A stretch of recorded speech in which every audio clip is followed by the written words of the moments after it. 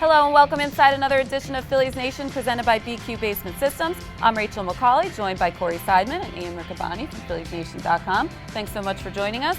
Guys, we were off last week, but this week the Chase Utley rumors have been swirling, whether or not he will be moved. Corey, do you see it as a necessary piece in the rebuild, or do you think it's something the Phillies should do?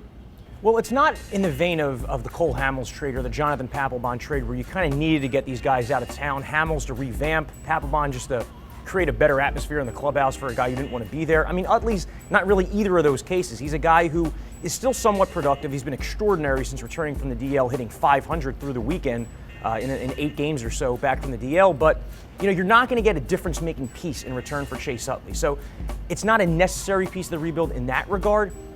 But I think it would behoove the Phillies. I mean, you'd be saving about $6 million over the last 6 weeks of the season. That is if all the Phillies take is salary relief. You know, we've been talking about this before, like with Papelbon. The only way you were going to get a decent prospect back was if you picked up a lot of that money. Well, with Utley, he's owed about $4 million the rest of this season, and then has a $2 million buyout on next year's option. So the only two avenues I see here are the Phillies pick up most of that $6 million, or they pick up all of it and accept nothing in return.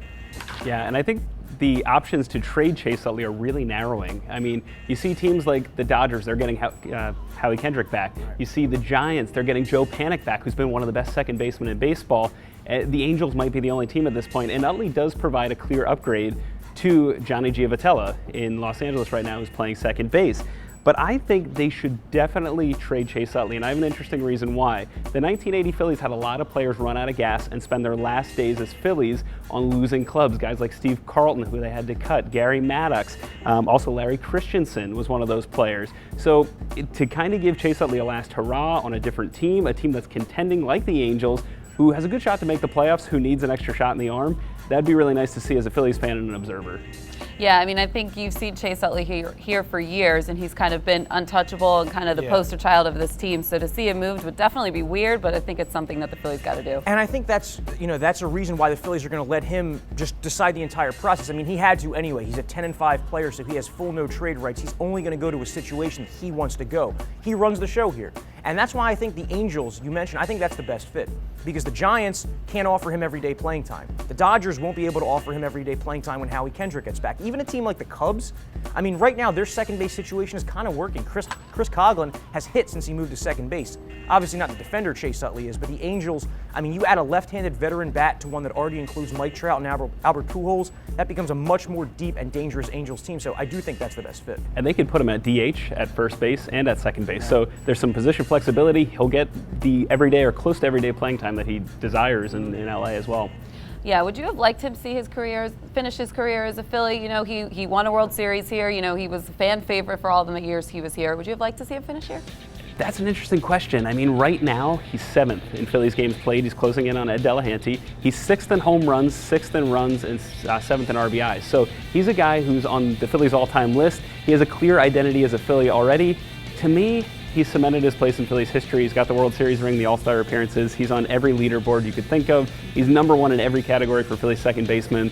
So he's a guy that I'm okay with moving on because he's already cemented his place. I would have liked to see him finish his career as a Philly just because you don't see that anymore. You don't see a player play a decade plus with one team and just all with one team. But it's almost like you have to answer that question by saying I wanted the entire process to play out differently because Utley's played 13 seasons. He's going to play more than 13 seasons. He's not finished by any means. But for him to stay around here, these would be really the lean years of his career. If he progressed a little differently, if the injuries didn't pop up as early as they did, and he was able to get a few more full seasons, because Ian, from 2005 to 2009, those Chase Utley averages were insane. Probably the best peak any second baseman has had in the last 50 years, including Joe Morgan, just when you include an average and power standpoint in the stolen bases. So, yeah, I would have liked to see him finish as a Philly, but I would have liked the last 5 years to just play out different. Yeah, it'll certainly be weird around here with the core guys from that World Series team, and only Howard and Ruiz are the only guys left, so and that's kind of strange to see. All right, so since Utley has returned from the DL, Pete Mackanin has kind of pushed all the right buttons. Do you think he's cemented a shot at winning the job next year, or do you think they'll probably go in another direction? I think Pete Mackanin's been successful in part because he's got nothing to lose. And when you got nothing to lose, you're okay communicating with veteran players, tough news. You're okay communicating with rookies, tough news. So I think he's done a masterful job in getting the right players to play and in big spots when they need them. That's why they went on such a tear after the All-Star break. But That being said, I do think he's the ultimate lame duck. I think with Andy McPhail coming in, Andy McPhail's going to want to kind of reboot in his likeness and in his order that he wants to see on the field. So. Yeah, I agree that Pete Maccannon's had nothing to lose, and it shows in the way the teams play. They're playing loose, they're having fun, and this is going to sound like a hot take, but I think Pete Maccannon was better served for this job than Ryan Sandberg ever was. And the reason is that Sandberg created this really intense work-like atmosphere. Okay, and this team didn't have enough talent to win on a day-to-day basis, so it increased pressure and made guys, it made guys a little tighter. And I think that was why you saw this Phillies team play so below even their dismal expectations this season under Sandberg. Look, Pete's done a great job. I think he's going to find a job somewhere as a bench coach or a third base coach. He's a great baseball man, but I just don't think at this point he's going to be the Phillies manager of the future as well as he's done. Yeah, I agree with you, but there's no doubt just being in that clubhouse and being around the players that it's much lighter. It's a lighter atmosphere. They seem to be having more fun and winning. They've won, so that's helped also. Yeah. But I think the atmosphere is definitely a lot better with Pete Maccannon in charge. When we come back on Phillies Nation, our own Jay Floyd catches up with the prospects acquired in the Hamels trade.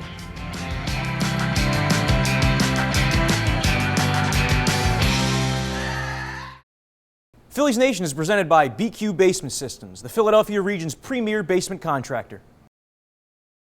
Have you ever noticed a crack in the foundation of your house? Concrete and block foundations usually have at least a few cracks. The trick is recognizing which ones are serious. I founded BQ Basement Systems in 1997 to help my Delaware Valley neighbors answer that question. We specialize in foundation repairs, concrete leveling, and all things basement. Have one of our certified inspectors out for a free evaluation and estimate.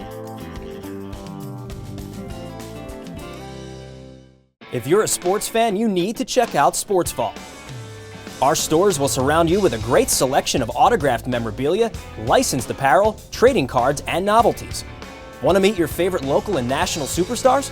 Sports Vault brings the legends to you with dozens of in-store appearances.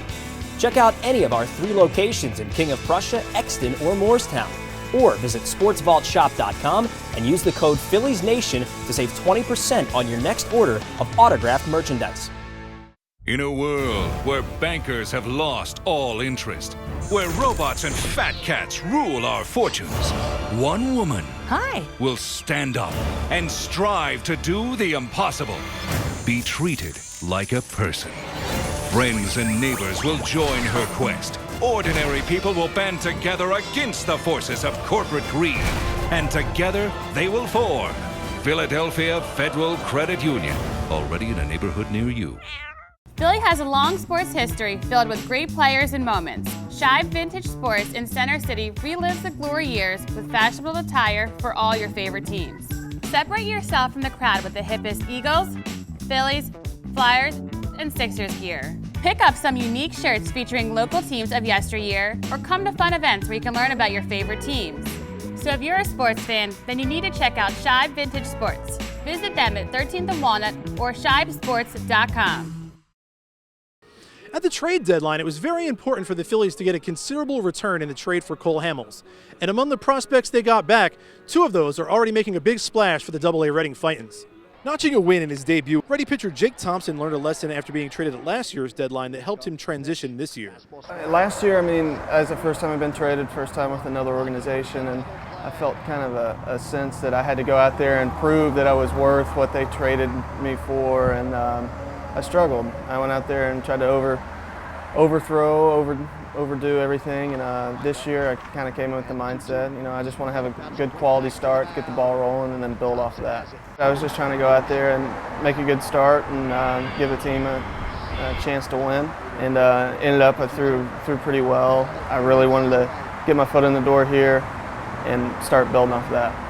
Powerful Nick Williams got off to a torrid start with the Fightins, including a 4-for-4 2-homer game in his second day with the team. High in the air, deep to right field. That's over the video board. Those 2 are probably the farthest ones this year. I hit it pretty good. I knew they were gone, but I try not to shut the pitchers up. Both players are aware of where they rank and what's expected of them coming in the return for a huge name like Hamels. Ranking doesn't mean a whole lot if you go out there and don't perform. If people want to call me the best prospect and I have a 7 ERA, well, I'm probably not the best prospect. So, for me, I have to go out there and get my job done and perform to my capabilities. While Thompson didn't expect to be traded a second straight summer, Williams saw it as a possibility and used the subject as a bonding tool with another fast-rising Phillies prospect, J.P. Crawford. Well, I told JP back in the Futures game, I was like, I think we might be teammates pretty soon here. Coming in, getting right on the bus, he talked to me a lot. We had some laughs, joked around, and yeah, he was a cool dude, very great, open guy, to come in an organization at the age he is.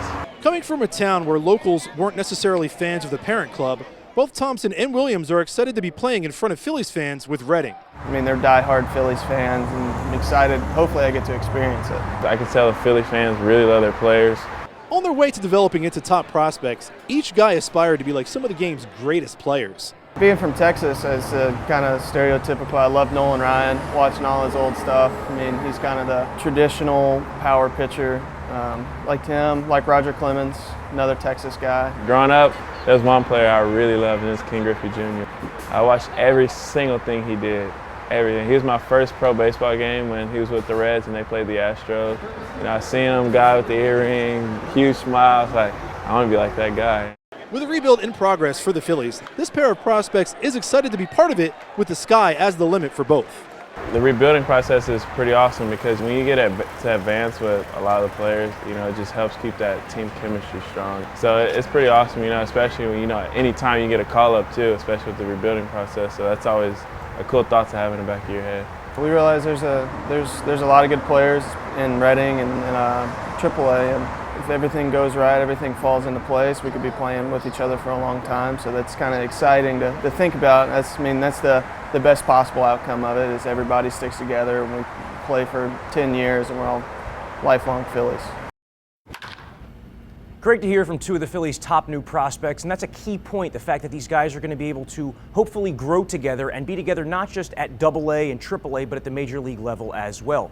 We welcome back Ian Riccaboni of Phillies Nation. And Ian, now that we have about 2 weeks worth of returns of the Cole Hamels trade, would you say it's exceeded your expectations, met them? How would you assess? I'm all in. I'm all on board. Nick Williams has been one of the most exciting Phillies prospects that I've seen in quite some time. Right now he's hitting .388. He's had 3 home runs. He's hitting triples. He's stealing bases. He's playing great defense. And suddenly the red and fighting Phils are must-watch baseball. I mean, between Williams and also Thompson, who's down there as well, who I know you've seen in person, this Reading team is one of the most exciting teams that I've seen in quite some time, in a number of years. Yeah, it already was before the trade. I mean, if you look at the beginning of the season when Reading opened with that 5-man rotation of Ben Lively and Zach Eflin and Tom Windle, who's now in the bullpen, Jesse Biddle and Aaron Nola. Now you look at the turnover that's gone down, and there's some other faces in the rotation. You mentioned Jake Thompson. I saw him make his first start, and now when you look at the first 3 starts that Jake Thompson's made, he has an ERA of 1.80. The strikeouts are way down. I mean, 9 strikeouts, 8 walks in 20 innings, but he's only allowed 11 hits. And what I've seen the last 2 starts mirrors what I saw in the first start, which was a lot of soft contact, a lot of ground balls against Jake Thompson. Now, the book on him is that he's maybe more of a number 2 or a number 3 than an ace, which are the same things we heard about Aaron Nola, but you never really know until a guy develops fully and gets to the major league level. But the other arms in that trade have been impressive as well. Yeah, I really like Jared Eichhoff. He's a guy who's 2-1 right now. Over the weekend, he had maybe his roughest start with the Iron Pigs, but it wasn't bad at all. He had 8 strikeouts. He's got 19 strikeouts to 3 walks. And he's a guy that I really like. He's exceeded expectations. He was kind of a back-end filler in the deal, but he's a guy who could step in maybe for a guy like David Buchanan who's been struggling. Eichhoff is major league ready. He's got the tools, he's got the ERA, the peripherals, the strikeouts to walks, great ratio. I think he could step in today and improve the Phillies rotation. Yeah, between Jared Eichhoff and Alec Asher, the Phillies have 2 pitchers now at AAA who are very close to the majors. I would assume you're going to see at least one of those 2, and maybe even Jesse Biddle in September, because the Phillies are going to want to take a look at these young arms to try to project forward who's going to be in the rotation, who they're going to give the inside track to in spring training.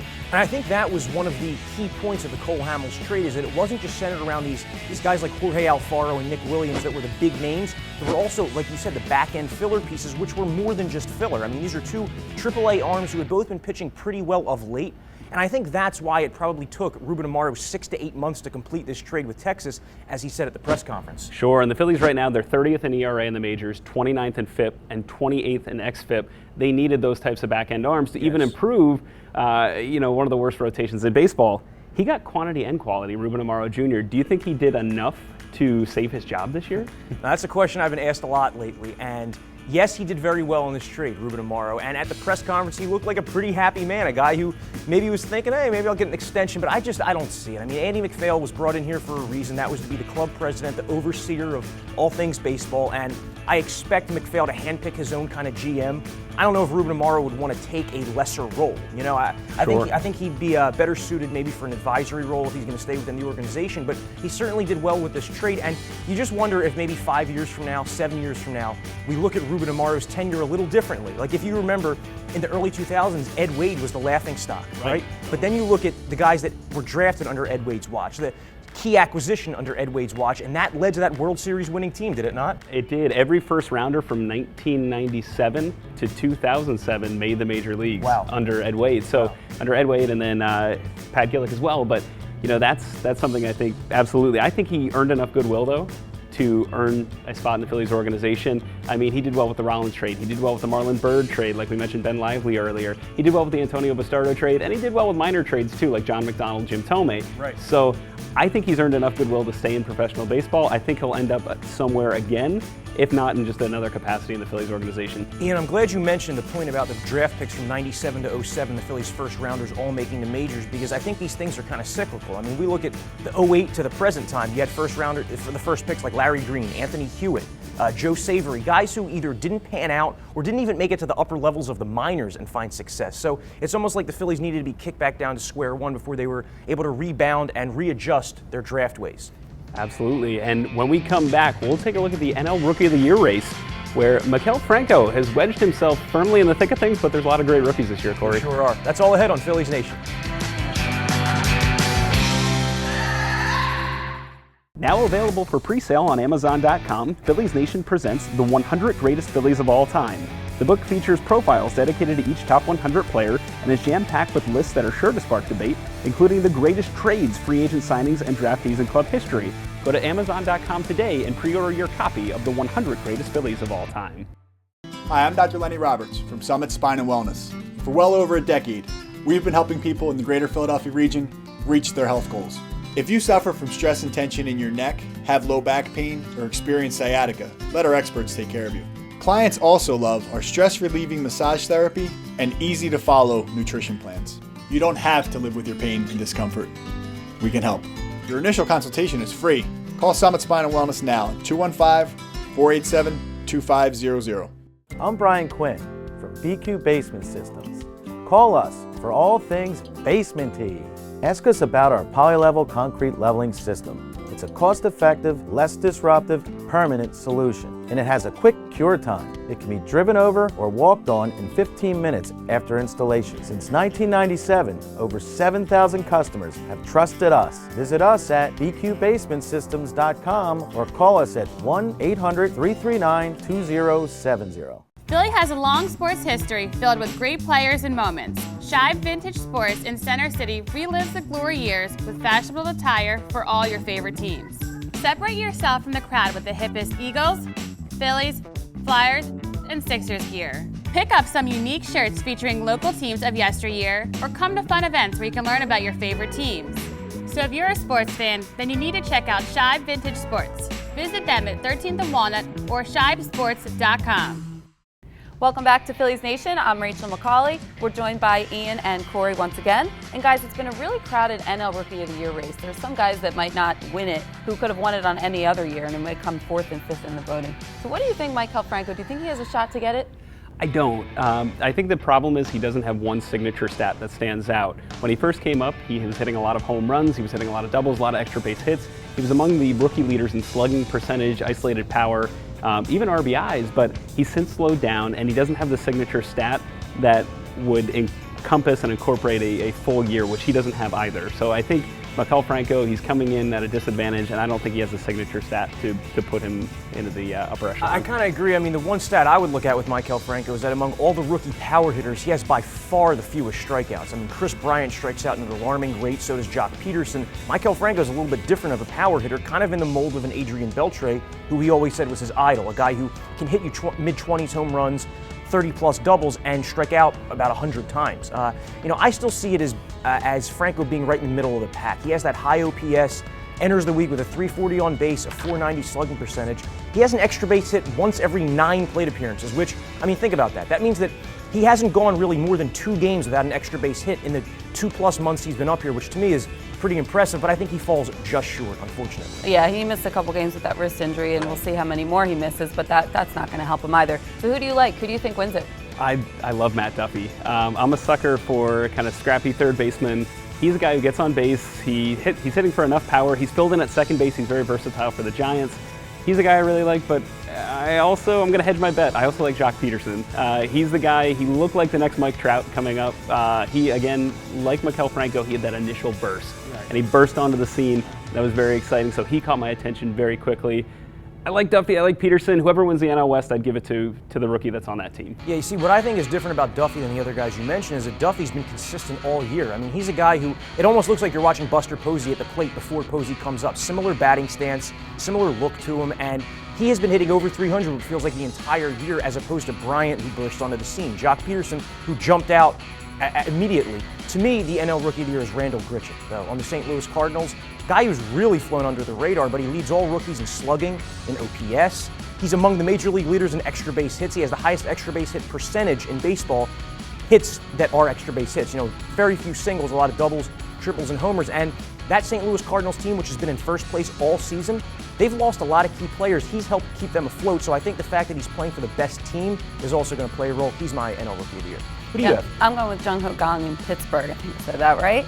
But I mean, if you're going with most recently, he's definitely been on fire as of late. He's gotten regular playing time, and I think that's going to help him. And if the Pirates are in the playoff race down the stretch, I think that, you know, sometimes that helps sway the voters too. And he's also playing great. He's also playing shortstop now too, which even adds more value.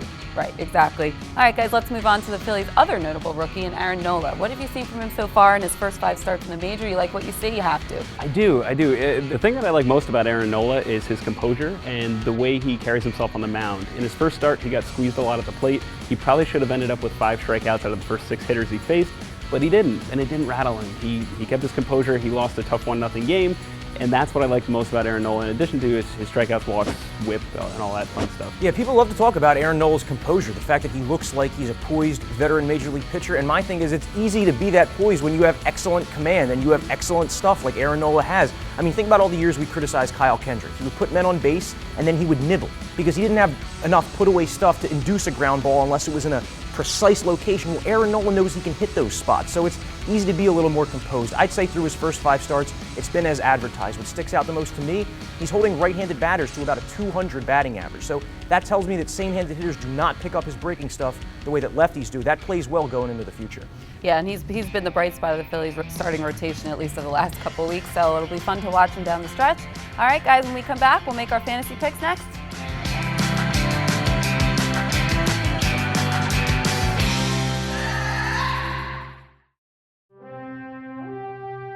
Behold, we are in the presence of champions. Fantasy sports legends who have earned hundreds of thousands of dollars playing online. Meet Arlie Gonzalez. Average guy, superior sports knowledge. Picked a team in minutes and won enough to throw the party of a lifetime. In outer space. Former accountant Derek Bradley. DraftKings One-Day Fantasy Baseball took him from a guy with holes in his underpants to a guy with bikini models in them. How do we turn our love of fantasy sports into reality cash? DraftKings.com. They have one-day games, so you're not locked in. It's like a new season every time you play. And best of all, you could win a shipload of money. Start playing today for your share of $1 billion. Use promo code PITCH and get free entry in our 100K baseball contest on opening day. More sports, more winners, more millionaires. Get to DraftKings.com now. In a world where bankers have lost all interest, where robots and fat cats rule our fortunes, one woman will stand up and strive to do the impossible. Be treated like a person. Friends and neighbors will join her quest. Ordinary people will band together against the forces of corporate greed. And together they will form Philadelphia Federal Credit Union, already in a neighborhood near you. Spring is in the air.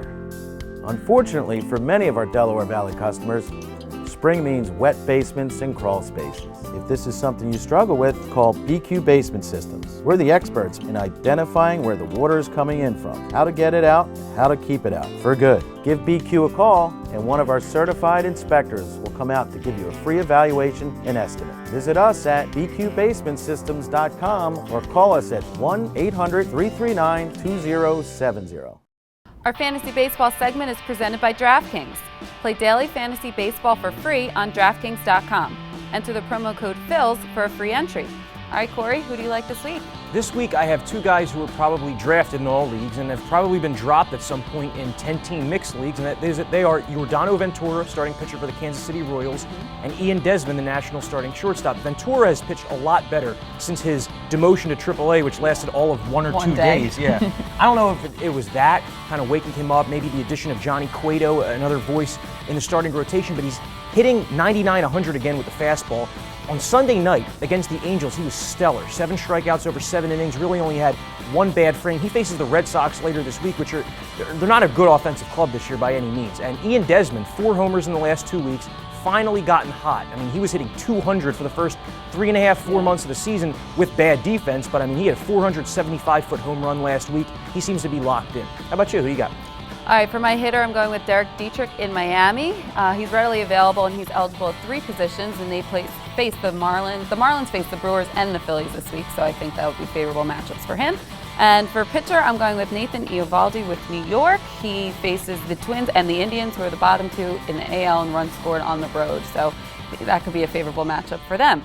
All right, let's end the show with a segment we like to call By the Numbers. It is presented by Shibe Vintage Sports. Check out their new Veteran Stadium shirt at their store on 13th and Walnut in Center City or at shibesports.com. Corey, your number's 33. It's 33, okay? In the 3 weeks since Jonathan Papelbon has been traded from the Phillies to the Nationals, he has thrown 33 pitches total, with the Nationals leading. He's appeared in 2 games with Washington ahead, which is crazy to think about because that trade was made because the Nationals had postseason hopes. They were a much better team than the Phillies, and Papelbon was going to lock down that 9th inning. He thought he was getting himself finally into the situation that he entered Philadelphia to get into, but you know, the Phillies have been a better team over the last 3 weeks than the Nationals have. The Nationals took a 6-game losing streak into this week, and it hasn't been because of Papelbon, but Drew Storen hasn't been lights out in the 8th inning by any means. And I just, I said it at the time, but I wonder if that trade is going to mess up all of Washington's mojo. Yeah, it definitely ruined their chemistry, you have to think, in that bullpen. So, but we'll see what happens, but that's definitely surprising. That's one I did not know. How about you? All right, I have number 9. The Phillies were swept again by the Brewers. They went for the season sweep, but they've been swept 9 times this season, which is not a good number, and hopefully that's something that they can snap out of, but it's not good. And I saw that the Brewers, it's only the 4th time in the history of that franchise, which has been around forever, that they've swept a team in the season series of at least 7 games. The Brewers went 7-0 this season against the Phillies, which is kind of staggering because they're also one of the worst teams in baseball. Yeah, it was definitely not pretty over the weekend, but hopefully things will go up from here. All right, guys, thanks so much for joining us this week on Phillies Nation. Special thanks to Corey, Ian, and Jay. We'll be back next week.